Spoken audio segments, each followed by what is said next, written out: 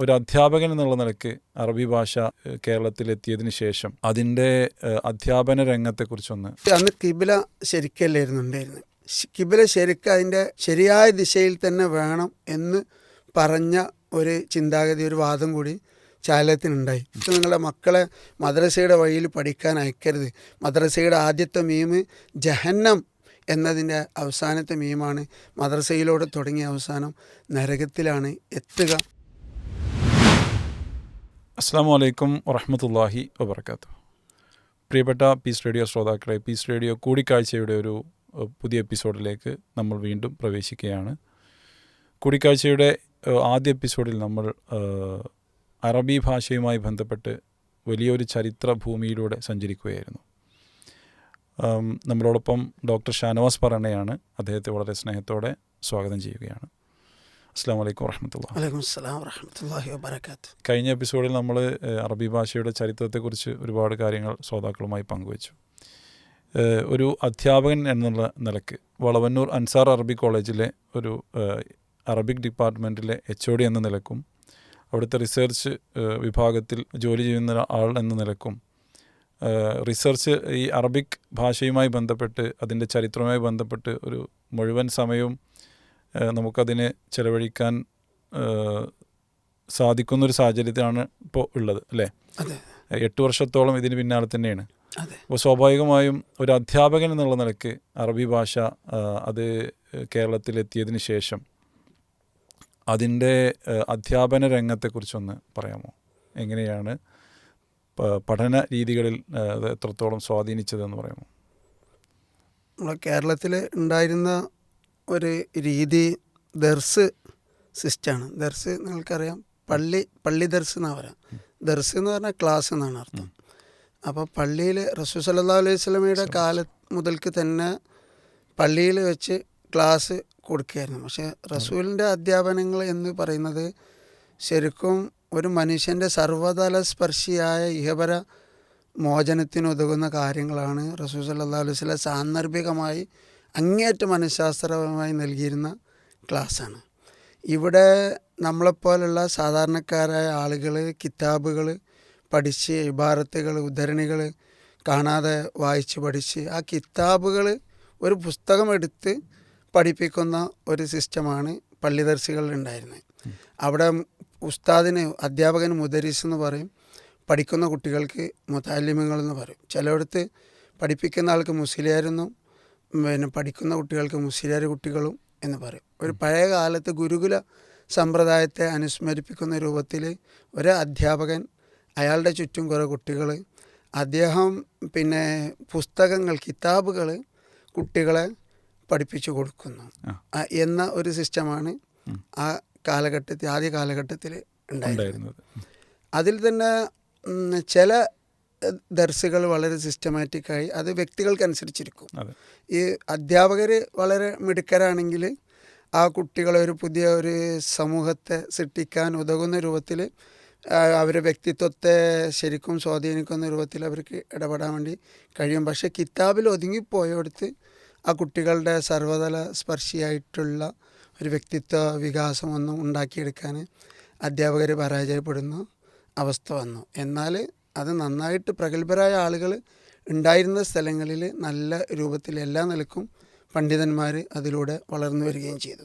അതിനൊരു ഉദാഹരണമാണ് നമ്മൾ അബ്ദുള്ള മലബാരി എന്ന് പറയുന്ന ആൾ 900 വർഷങ്ങൾക്ക് മുമ്പ് ഡമാസ്കസിൽ പോയി ഹദീസ് പഠിപ്പിക്കുകയും വളരെ പ്രഗത്ഭരായ ഹദീസ് രംഗത്തെ ഏറ്റവും പ്രഗത്ഭരായ പണ്ഡിതന്മാർ അദ്ദേഹത്തിന് ശിഷ്യപ്പെടുകയും അങ്ങനെ സഹാവി ഇമാമിനെ പോലെയുള്ള ആളുകൾ അദ്ദേഹത്തിൻ്റെ ജീവചരിത്രം അവരുടെ ഗ്രന്ഥങ്ങളിലൊക്കെ രേഖപ്പെടുത്തിയ അബ്ദുള്ള മലബാരിയെ പോലെയുള്ള 900 വർഷങ്ങൾക്ക് മുമ്പ് കേരളത്തിൽ നിന്ന് പോയ ആളുകളെ കാണാൻ വേണ്ടി സാധിക്കും. അതേപോലെ തന്നെ വിദേശത്തു നിന്നുള്ള ആളുകൾ, പണ്ഡിതന്മാരടക്കം കേരളത്തിൽ വന്ന് ഹദീസൊക്കെ പഠിച്ചിരുന്ന ഒരു ചരിത്രവും നമുക്ക് കാണാൻ വേണ്ടി സാധിക്കും. അപ്പോൾ അതിൽ ഏറ്റവും പ്രാവീണ്യം നേടിയ ഒരു തലമുറയും കഴിഞ്ഞു പോയിട്ടുണ്ട്. പക്ഷേ കുറേ കാലങ്ങൾ പിന്നിട്ടപ്പോൾ ഇതിന് ഒരു അപജയം സംഭവിച്ചു എന്ന്. നമ്മളിപ്പോൾ അറബി ഭാഷ ആണല്ലോ നമ്മുടെ വിഷയം.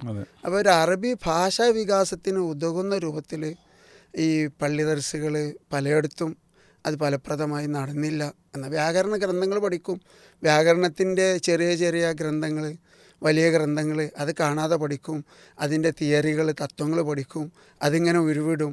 അത് മൊല്ലാക്ക സഞ്ചാനോദി ഹൗദിൽ ചാടി എന്നാണ്, അതിങ്ങനെ തലയിൽ കയറ്റി അതിങ്ങനെ കാണാതെ പഠിച്ച് ഹൗലിക്ക് ചാടുക എന്നല്ലാതെ നിത്യജീവിതത്തിൽ അത് ഓരോ സിറ്റുവേഷനിൽ സന്ദർഭങ്ങളിൽ എങ്ങനെ ഉപയോഗിക്കണം എന്നുള്ളൊരു പ്രാക്ടീസ് പലപ്പോഴും ദർസുകളിൽ നിന്ന് കിട്ടിയതായിട്ട് നമുക്ക് കാണാൻ കഴിയില്ല. എന്നാൽ വളരെ വ്യവസ്ഥാപിതമായ ദർസുകൾ പലയിടത്തും ഉള്ളതായി, അവിടെ ധാരാളം ശിഷ്യന്മാരുള്ളതായിട്ടൊക്കെ ഇബ്നു ബത്തൂത്തയെ പോലെയുള്ള സഞ്ചാരികളൊക്കെ രേഖപ്പെടുത്തിയതായിട്ടും നമുക്ക് കാണാൻ വേണ്ടി കഴിയും. നമ്മുടെ കേരളക്കരയിൽ അറബി ഭാഷ നിലവിലുണ്ടായിരുന്നൊരു സാഹചര്യത്തിൽ നിന്നും മാറ്റി കൊണ്ടുവന്ന ചില പണ്ഡിതന്മാരെ കുറിച്ചാണ് നിങ്ങളിപ്പോൾ പറയുണ്ടായത്.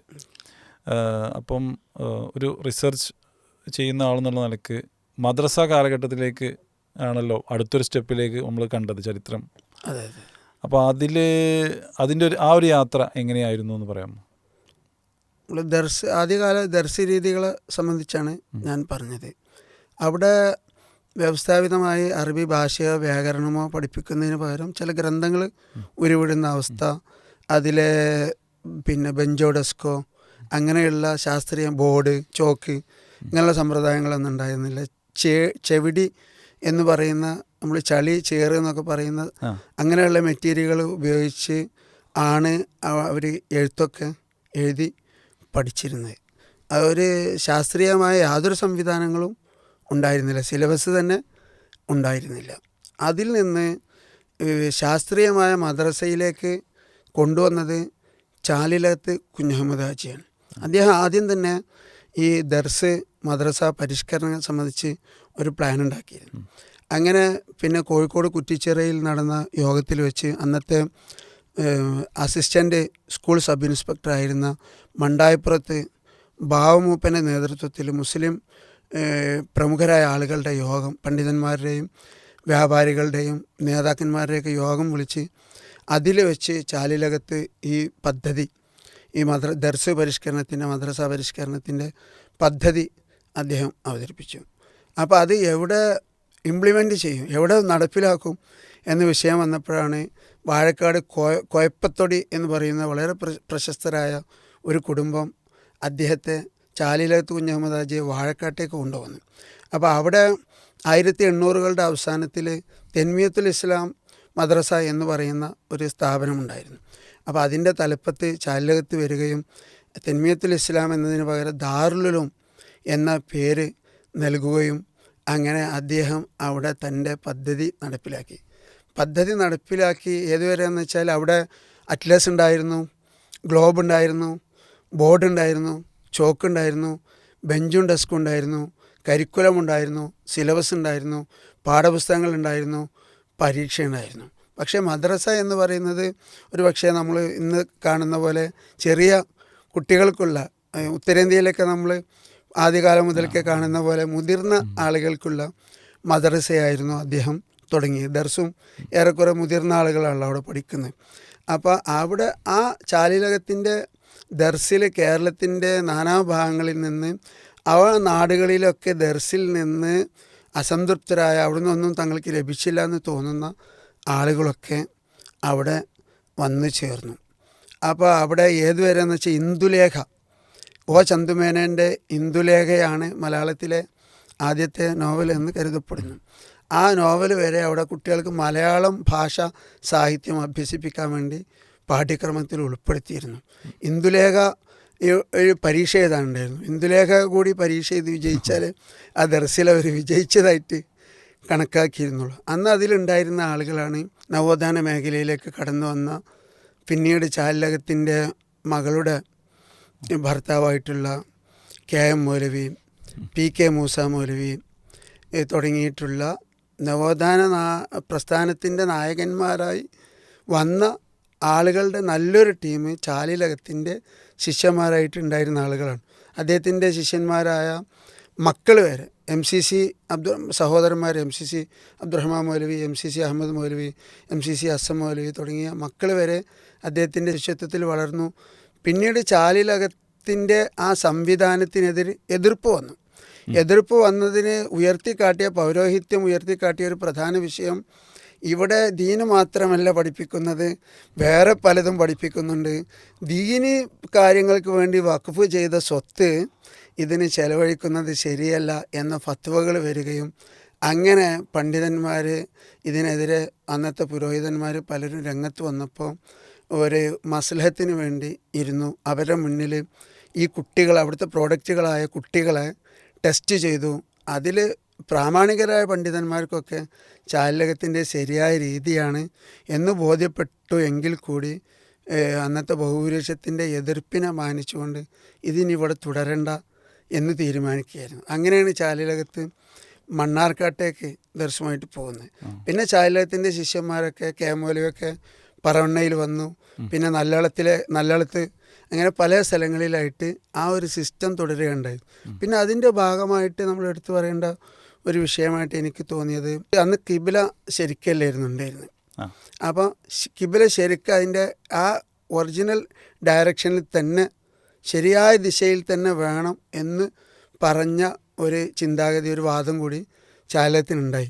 അതിന് കാരണം എന്താ വെച്ചാൽ ചാലിലകത്ത് കേരളത്തിൽ മാറ്റം ഉണ്ടാക്കിയ എല്ലാവരെയും പോലെ പുറത്തു പോയി പഠിച്ച ആളുകളാണ് ഇവിടെ കേരളത്തിൽ പരിവർത്തനം കൊണ്ടുവന്നത്.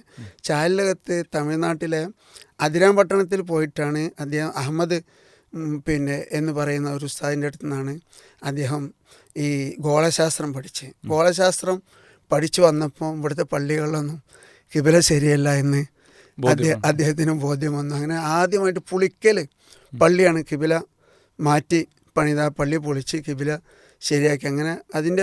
അങ്ങനെ ഒരു കേരളത്തിലെ മൊത്തം ശിഷ്യന്മാർ, ചാലകത്തിൻ്റെ ശിഷ്യന്മാർ കേരളം മുഴുവൻ സഞ്ചരിക്കുകയും കിബില മാറ്റി പണിയൊക്കെ ചെയ്യുന്നൊരു അവസ്ഥയിലേക്ക് വന്നു. അപ്പോൾ ഒരു അറിവ്, ഒരു ഗോളശാസ്ത്രപരമായ അറിവ് കേരളത്തിൽ ഉണ്ടാക്കിയാൽ മാറ്റം. ഞാനതിൻ്റെ ആ വിവാദത്തിൻ്റെ ഏത് വാദമാണ് ശരി, കിബില, ഐനുൽ കിബില, ജിഹത്തുൽ കിബില എന്നുള്ള വാദങ്ങളൊക്കെ ഉണ്ട്.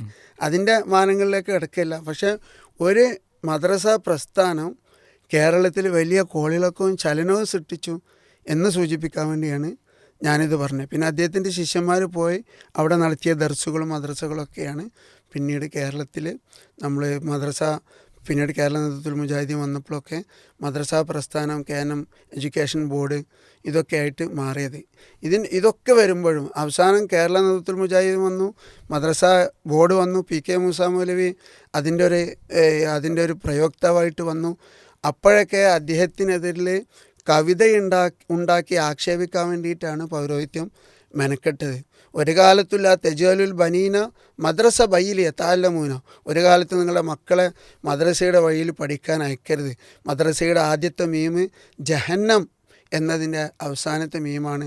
മദ്രസയിലൂടെ തുടങ്ങിയ അവസാനം നരകത്തിലാണ് എത്തുക എന്നുവരെ വളരെ എതിർപ്പുകൾ, ശക്തമായ എതിർപ്പുകളും അതിൻ്റെ പേരിൽ ഭത്സനങ്ങളും പീഡനങ്ങളും മർദ്ദനങ്ങളും വരെ ആദ്യകാലത്ത് ഏൽക്കേണ്ടി വരും. പക്ഷെ പിന്നീട് ഇപ്പോൾ നമ്മളിന്ന് കാണുന്നത് 10,000-കണക്കിന് മദ്രസകൾ ഞങ്ങൾക്കുണ്ട് എന്ന് അതിനെ എതിർത്തിരുന്നവരുടെ പിൻഗാമികൾ അഭിമാനിക്കുന്ന, വീരവാദം മുഴക്കുന്നൊരവസ്ഥയിലേക്ക് മുൻഗാമികളുടെ പ്രവർത്തനങ്ങൾ ഇന്ന് നമുക്കതിൻ്റെ ഫലങ്ങൾ ആസ്വദിക്കാൻ കഴിയുന്നു എന്നൊരു സന്തോഷമാണ് ഇന്ന് നമ്മൾ അനുഭവിക്കുന്നത്. മാഷാ അല്ലാഹ്, ബാറക്കല്ലാഹു ഫീക്ക്. ശരിക്കും പറഞ്ഞാൽ നമ്മളെന്തായിരുന്നു എന്നുള്ളൊരു സാഹചര്യം പറഞ്ഞ് അത് അത്രയും വലിയൊരു നന്മക്ക് തുടക്കം കുറിച്ചിരിക്കുകയാണ് ഇല്ലേ. ഒരു അറബി ഭാഷയുടെ ഒരു വരവ് എത്രത്തോളം നമ്മുടെയൊക്കെ ഈവൻ കിബിലയുടെ സ്ഥാനം വരെ മുമ്പ് തെറ്റായ ഒരു സംവിധാനത്തിലൂടെ പോയിരുന്നത് വരെ തിരുത്താൻ അറബി ഭാഷാ പഠനത്തിലൂടെ അതിൻ്റെ പണ്ഡിതന്മാർ ഇവിടെ വലിയൊരു മാറ്റം ഉണ്ടാക്കിയിട്ടുണ്ട് എന്ന് തന്നെയാണ് നമ്മളോട് ഡോക്ടർ ഷാനവാസ് പറവണ്ണ പങ്കുവച്ചിട്ടുള്ളത്. ഇൻഷാ അല്ലാഹ് ഇനിയും ഒരുപാട് വിശേഷങ്ങൾ പങ്കുവെക്കാനുണ്ട്. നമുക്ക് അടുത്ത എപ്പിസോഡിൽ ഇൻഷാ അല്ലാഹ് ബാക്കി ഭാഗം കേൾക്കാം. അസ്സലാമു അലൈക്കും വറഹ്മത്തുള്ളാഹി.